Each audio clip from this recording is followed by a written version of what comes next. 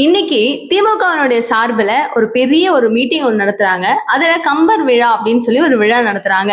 இதுல மொத்தம் வந்துட்டு ஒரு 5 விருதுகள் கொடுக்கப்படுது. அந்த 5 விருதுகள் கொடுக்கறது பெரிய விஷயம் இல்ல. இது இந்த அளவுக்கு ஒரு விருது வழங்கும் விழா இவ்வளவு அளவுக்கு ஃபேமா எல்லாரும் திட்டிட்டு இருக்காங்களே அப்படின்னு மாத்துனதுக்கு காரணம் வைரமுத்து ஐயா அவர்கள். சோ அவர் என்ன பண்றாரு அப்படின்னா ஸ்ரீராமரை பத்தி சில விமர்சனங்கள் கொடுக்குறாரு. இந்த சில விமர்சனங்கள் இப்ப பாஜகவினர் மத்தியில ஒரு பெரும் அதிர்வலையை கிரியேட் பண்ணிருக்கு. இது எப்படி அவங்க பேசலாம், அவர் எப்படி இந்த மாதிரி பேசலாம், ஆயிரக்கணக்கான லட்சக்கணக்கான நபர்கள் வந்துட்டு ஸ்ரீராமனை தெய்வமா வணங்கிட்டு இருக்காங்க, அந்த மாதிரி ஒரு நபரை வந்துட்டு அவமதிக்கும் விதமா இவர் எப்படி பேசலாம், அவருக்கு ஏன் இந்த விருதை கொடுத்தீங்க, மக்கள் மத்தியில கண்டனம் நாங்க கொடுக்கிறோம், சோ எங்களுக்கு மன்னிப்பு கேட்டே ஆகணும் அப்படின்னு சொல்லிட்டு பாஜக சார்பில் அழுத்தம் அதிகமா இருக்கு, மிக அதிக அளவுல இருக்கு.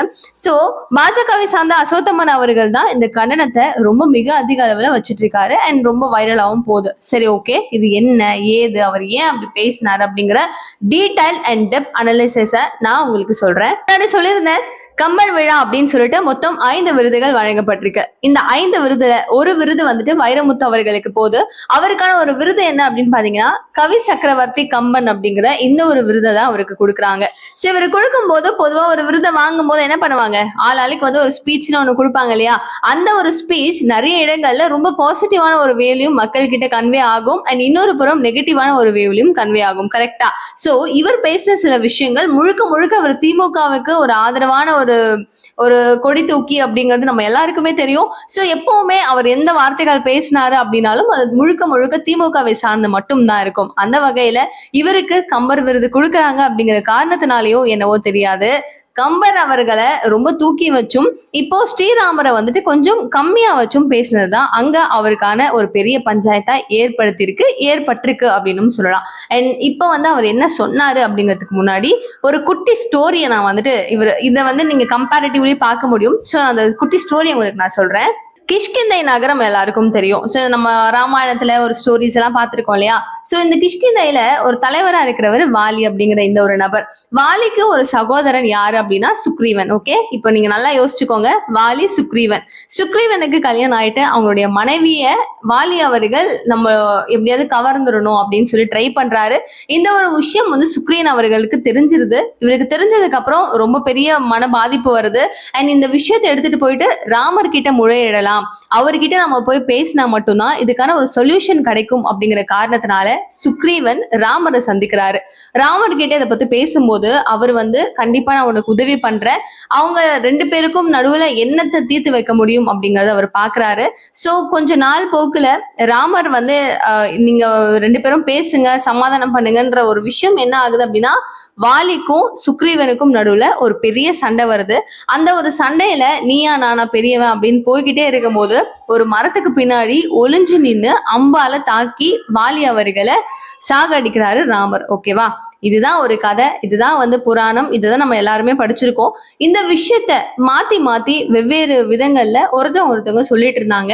அண்ட் வாலி அவர்களை நேருக்கு நேர் தாக்காம எதுக்காக மறைஞ்சு நின்று தாக்கணும் அப்படிங்கிற ஒரு பெரிய கேள்விய பலரால கேட்கப்பட்டுச்சு. அண்ட் முழுக்க எனக்கு சாமி நம்பிக்கை இல்லை அப்படி இப்படின்னு சொல்ற நிறைய மதத்தினர் என்ன பண்றாங்க, இந்த ஒரு விஷயத்த ராமர் மேல ஒரு ஒரு தப்பாவே வைக்கிறாங்கன்னு வச்சுக்கோங்களேன். ஸோ இந்த ஒரு விஷயம் இருக்கு. பட் இதுல இன்னொரு விஷயம் நம்ம புரிஞ்சுக்க வேண்டிய ஒரு விஷயம் நம்ம புராணத்திலையும் படிச்சிருப்போம். வாலி அவர்கள் சிவபெருமான் கிட்ட ஒரு வரம் வாங்கியிருக்காரு. அந்த வரத்துல எனக்கு ஆப்போசிட்ல நின்று எனக்கு நேர் எதிரா நின்று என்னை தோற்கடிக்கணும், என்னை சாகடிக்கணும் அப்படின்னு யாரு நினைச்சு எனக்கு முன்னாடி முறையிட்டாலும் என்னை சண்டை போட்டாலும் அவங்களுக்குன்னு ஒரு சக்தி இருக்கும்ல, அவங்களுக்குன்னு ஒரு பிளஸ் பாயிண்ட் இருக்கும்ல, அது முழுக்க முழுக்க என்ன ஆகும், எனக்கு வந்துகிட்டே இருக்கும் அப்படிங்கிற மாதிரி. லைக் நம்ம கார்ட்டூன்ஸ்ல நிறைய பார்த்திருப்போம். ஸோ அதே மாதிரியான விஷயங்கள் அந்த காலத்துல இருந்திருக்கு. இது எனக்கு நேரா அவங்க நிக்கிறவங்களுடைய பவர் எனக்கு வந்துகிட்டே இருக்கும் அப்படிங்கிற மாதிரி அவர் ஒரு வரம் வாங்குறாரு. அப்போ லிட்டரலி ஒரு பர்சன் நல்லா பவர்ஃபுல்லா நிக்கிறாங்க அப்படிங்கும் போது அவங்களுடைய டோட்டல் பவரும் இவருக்கு வந்துகிட்டே இருக்கும் அப்படிங்கும் போது இவர் எப்படி வீழ்த்த முடியும்? கரெக்டா? சோ இவர் தெளிவான ஒரு வரம் வாங்கியிருக்காரு. சோ இது ராமர் அவர்களுக்கு தெளிவா புரிஞ்சிருது, நேருக்கு நேர் நின்று தாக்க முடியாது. ஏன்னா அவரும் ஒரு மனிதர் தான், ஒரு மனித அவதாரத்துலதான் போயிருந்தாரு ஒரு ராமரா. அதுக்கப்புறம் நம்ம எல்லாரும் தூக்கி கொண்டாடிட்டு இருக்கோம். அது வேற ஸ்டோரி இது.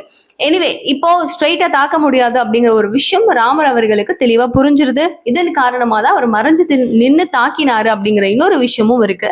அண்ட் இதுல யார் யாரு இதை எப்படி போர்ட்ரே பண்ணாங்க அப்படிங்கிற விஷயத்தையும் நான் உங்களுக்கு சொல்றேன். வாரியார் சொல்றது என்னன்னா, ராமச்சந்திரன் அப்படிங்கிற இந்த பேருக்கு பதில் ராமசூரியன் அப்படின்னு தான் வச்சிருந்திருக்கணும். முறைப்படி அவருடைய ஒரு குலத்தை சார்ந்த ஒரு பெயருங்கும் போது இப்படிதான் வந்திருக்கணும். ஆனா நாங்கெல்லாம் இவருக்கு வைக்கல, அந்த பேர் வந்து சூட்டப்படல. காரணம் வந்து வாலிய மறைந்து நின்று தாக்குனார் பாத்தீங்களா, அது வந்து ரொம்ப கஷ்டமான ஒரு செயல். அப்படி அவர் பண்ணிருக்க கூடாது. எதுவா இருந்தாலும் ஒரு வீரனா இருக்கும்போது நீருக்கு நீர் தான் தாக்கியிருக்கணும். அவர் பண்ண அந்த விஷயத்தினால மட்டும்தான் இவருக்கு ராமசூரியன் அப்படிங்கிற ஒரு பெயர் சூட்டாமல் ராமச்சந்திரன் அப்படிங்கிற ஒரு பெயரை சூட்டியிருந்தாங்க அப்படிங்கிற ஒரு விஷயத்த வாரியார் அவர்கள் குறிப்பிட்டிருக்காரு. ஸோ இவர் வந்துட்டு லிட்ரலி ராமர் அவர்களுக்கு கொஞ்சம் அகேன்ஸ்டா தான் போட்டிருந்திருக்காரு.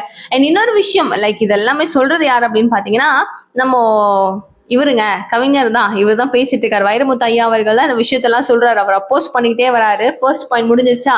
அண்ட் நெக்ஸ்ட், வால்மீகியில அவருமே ஏத்துக்கவே இல்லை. வால்மீகியும் பாத்தீங்க அப்படின்னா இவர் பண்ணது ரொம்ப தப்பு அப்படின்னு சொல்லி ராமாயணத்துல தெளிவா சொல்றாரு.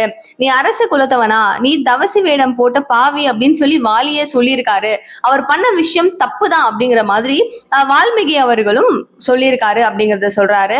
அண்ட் அடுத்த கட்டமா இந்த மாதிரி ஒரு 2 பேர் அகேன்ஸ்ட் பண்றாங்க. வாலிக்கும் அவரை பிடிக்கல. ஸோ 3 பேர் அகேன்ஸ்ட் பண்ணிட்டாங்க. இதுல ரொம்ப தெய்வீகமானவர் யார் தெரியுமா? ராமனுடைய எல்லா குற்றத்தையுமே போக்கி அவர் மேல இருந்த ஒரு அழுக்கு சாயல் எல்லாத்தையுமே போக்குனவர் யாரு அப்படின்னா கம்பர் தான். கம்ப ராமாயணத்துல அவர் தெளிவுபட சொல்லியிருந்த ஒரு விஷயம், புத்தி சுவாதத்தை அவர் இழந்துட்டாரு. லைக் அவருடைய மனைவியை பிரிஞ்சிருந்தாரு.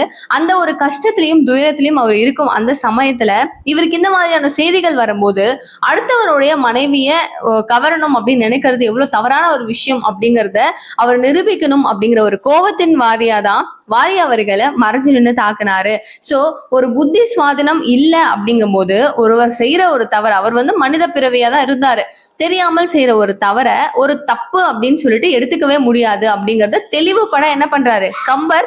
இந்த ஒரு விஷயத்த நியாயப்படுத்தி அவருக்கு நடந்த எல்லா விஷயம் எல்லா குற்றத்தையுமே போக்கி கம்ப ராமாயணத்துல அவர் வந்து ஒரு நெகிழ்ச்சியான மனிதர் தான், அவர் நெகிழ்ச்சியான கடவுள் தான், அவர் மேல எந்த தப்பும் இல்லை, இது ஒரு குற்றமா அவர் மேல சுமத்த வேண்டாம் அப்படிங்கிற மாதிரி சொல்லியிருக்காருன்னு சொல்லிட்டு அவருக்கு வந்து கம்பரை உயர்த்தி பேசி இவரை வந்து இப்படி சொல்லியிருக்காரு. பட் ஒரு புறம் வந்து அவரு என்னப்பா ராமருடைய பேர்ல ஒரு தப்பு இருந்துச்சு அப்படிங்கிறது தானே எல்லாருக்கும் குற்றமா இருந்தது அப்படிங்கறது சுட்டி காமிச்சு இவர் நல்லபடியா ஒரு மூவ் ஆன் பண்ணியிருக்காரு அப்படிங்கிறது தான் சொல்றாரு. ஆனா இதை ஏன் நீங்க பெருசாக்குறீங்க அப்படிங்கும் போது ராமர் அவர்களை இந்த மாதிரி அவர் இருந்திருந்தாரு, புத்தி சுவாதனம் இல்லாத ஒரு நபரா இருக்காரு அப்படின்னு சொல்லிட்டு கம்பர் சொல்றாரு அப்படிங்கறதே அங்க ஒரு தவறான விஷயம் தானே. இதை எதுக்கு அந்த அளவுக்கு குத்தி பேசிக்கிட்டே இருக்கணும்? இது எவ்வளவு பேர், எத்தனை லட்சம் மக்கள் வந்துட்டு ராமரை, அதுவும் வந்து பாஜகவினுடைய தரப்புல ராமர் கோவில் எந்த அளவுக்கு வந்து கட்டப்பட்டுச்சு எல்லாமே பண்ணாங்க அப்படிங்கிறது தெரியும். ஸோ முழுக்க முழுக்க ஆயிரக்கணக்கான லட்சக்கணக்கான மக்கள் வந்துட்டு அவரை கடவுளா வணங்கும் இந்த ஒரு சூழல்ல நீங்க இந்த டைம்ல இப்படி எல்லாம் பேசுறது ரொம்ப தவறான ஒரு விஷயம் அப்படிங்கிறது தான் பாஜகவினர் தொடர்ந்து கண்டனமா தெரிவிச்சிட்டு இருக்காங்க. ஸோ கம்பரை பெருமைப்படுத்துறதா நினைச்சு ராமரை அவமானப்படுத்துவது ஏன் அப்படிங்கிற கூடுதல் கேள்வியும் பாத்தீங்க அப்படின்னா வைரமுத்துவை நோக்கி இருக்கு.